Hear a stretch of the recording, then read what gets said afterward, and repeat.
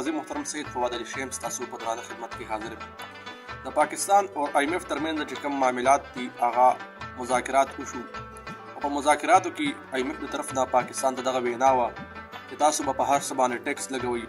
د په هغې اثرات به هم ته مخامخ راغل. که وګورو نو په هر ځای کې دغه ټیکسونه لګېدلي دي چې په هغې کې پېټرول هم چې دی هغه ګران شوي دي. که وګورو په اکثر پېټرول پمپ چې دی په هغې باندې هم زیاتره رش زیات دی. که پېټرول مالکان دي هغوی خریداري بنده کړې ده. خلکو ته چې دی ډېر زیات مشکلات هم دي. په پېښور کې هم زیاتره دغه بحران موجود دی. د حکومت د طرف نه چې دی اقدامات نشته. او که وګورو په پېښور کې نو دغه ټرافیک والا هم دا سوزکو چې کوم ډرایوران دي هغه ته ډېر زیات تنګ شوي دي. په پېښور کې ځای په ځای دغه ټرافیک والا هم ناکیله ګوري دي او په هغې په ترو باندې چې کوم ډرایوران دي هغوی وایي چې دم د دوی غټې غټې پیسې الي او ګاډي راله هسې بېسا بندوي او چې کوم ګاډي د دوی خوښ نو هغه په ښار کې هغه چې دی ښه کولو زه راځي په هغې باندې ټرافیک والا هم سترګې بندوي دی. چې IMF سره خو زموږ مذاکرات کېږي څه به وشي چې زموږ په ملک کې به د کمپنیانو چې دی هغه نچکاریانې به وشي. څومره ادارې دي د هغې نچکاریانې به وشي.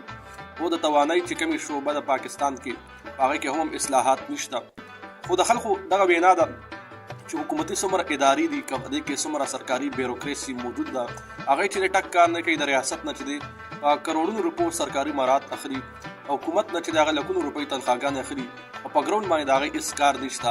د هغې په وجه باندې د ملک چې کم معاشي کم د بحران دی هغه مخې ته راغلی دی. که هغوی چېرته صحیح کار چالو کړو نو چېرې به هم دغه بحران نه که موږ وګورو د سرکاري په دغه ادارو کې دغه د دې چې کوم دا ملازمین دي هغوی ځان د ګریډ 22 افسران هم جوړ کړي. ورسره په دې کې دویمه خبره په دې کې دا ده چې دغه ملازمین چې کله دفترو ته راشي نو دوی په خپل ټایم باندې هم ډوټي صحیح نه کوي. په 12 بجې باندې به راشي په 15 بجې باندې به بیا ځي.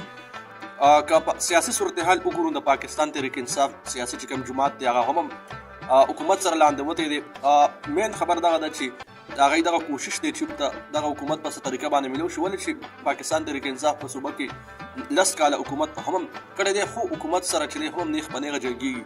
که پاکستان مسلم لیگ نوم وګورو نو هغوی وایي چې سره هم زیاتې شوي ده. په نواز شریف صاحب باندې چې کوم کیسونه روان دي نو هغه غیر قانوني دي او په هغې کې د ټول سیاسي په ترو باندې اوس نوی چې کوم تحریک دی هغه هم چالو شوی دی پاکستان تحریک انصاف په طرف نه کې جیل برو تحریک په هغې باندې هم تحقیقات روان دي. او د الیکشن کمیشن اف پاکستان د طرف نه چې څومره ضمني انتخابات دي د هغې هم تیاریانې روانې دي. خو په هغې کې پاکستان پیپل پارټۍ د ضمني الیکشن بایکاټ کړی دی چې موږ په دې کې حصه نه لو. که بین الاقوامي سطح باندې صورتحال وګورو قدرمنو اورېدونکو نو په ترکیه او په شام کې ډېره یوه خوفناکه زلزله هم راغلې وه 7.5 چې کومه شدت زلزله وه. کم از کم د اندازې مطابق کم از کم 35,000 خلک د هغې نه متاثره شوي دي او 60,000 نه چې دی که نه مطلب په ډېر زیات 2 کروڑ نه زیات خلک د هغې نه متاثره شوي دي. د دې نه علاوه چې کم دغه خلک دي دا چې کم اموات دي هغه 35,000 ته هم ورسېدلي دي او دا یې 60,000 پورې چې دی هغه په دې کې زخمیان شوي دي. قدرمنو اورېدونکو IMF چې دی که نه د هغې بلاور بوټو ترمنځ هغه دغه خبره میډیا ته بار بار کوي چې د IMF چې کومې دغه مطالبات دي د هغې په وجه باندې کوم د ګرانۍ بوج دی هغه په عوامو باندې پروزي. ولې چې که موږ وګورو نو په دغه سیلاب کې دغه خلکو ته چې دی که نه د مهنګۍ چې کوم دغه سیلاب دی دغه غریب خلک یې پکې ډوب کړل او IMF د چې دی که نه او څومره عالمي ادارې دي هغه د خپل شرایط چې دی نرم کړي.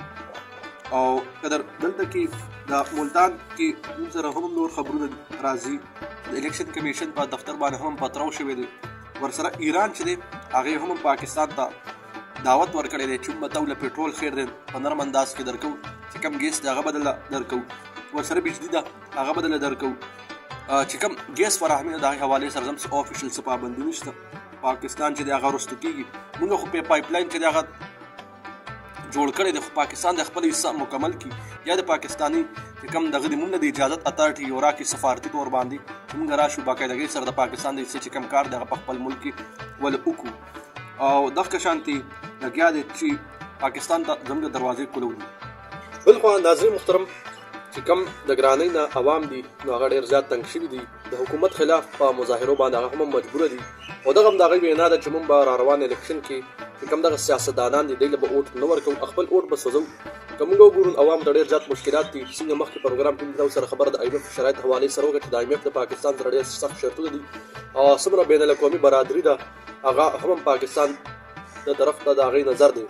ناظر محترم د دې چې څومره زمینداري ده نو عوامو په سیاستدانانو باندې لګولې ده او چې کوم افسر شاهي دي بیروکریټس دي په هغې باندې لګولې ده چې هغوی خو خپل جیبونه ګرموي تنخواګانې د حکومت نه په لکونو روپو اخلي کروڑونو روپو مراد د سرکار نه اخلي خو نه په ادارې کې ټک کار شته او نه چې کوم زموږ سیاستدانان دي نه هغه هم نااهله دي د هغوی په نااهلۍ په وجه باندې ملک چې دی که نه مزید دفاع طرف ته روان دی په ملک کې چې کوم دغه سیاسي بحران هم مخې ته دی او چې کوم معاشي بحران دی هغه هم مخې ته دی د دواړو په کشمکش کې نقصان چې دی هغه عوامو ته دی او عوام چې دی هغه هم د دې سیاستدان په وجه باندې مظلومه دي که دوی د خپل ځان لپاره جمهوریت روح کوي د خپل د حقوقو تحفظ لپاره د عوامو د تپوس کولو واله څوک نشته او تر دې پورې چې دغه خلک دی پاکستان کې 15 کال حکومت به وکړي 15 کال حکومت نه پس به دوی بیروني ممالکو ته لاړ شي هلته به خپل غټ غټ جاګیردارونه جوړ کړي او ځکه د ریاست سودا دوی کړې ده او د ملک چې کم دغه د ګرانۍ زمیندار دي دا زموږ نااهل سیاستدان دي او چې کم بیروکریسي ده هغه ده دغه د عوامو وینا ده.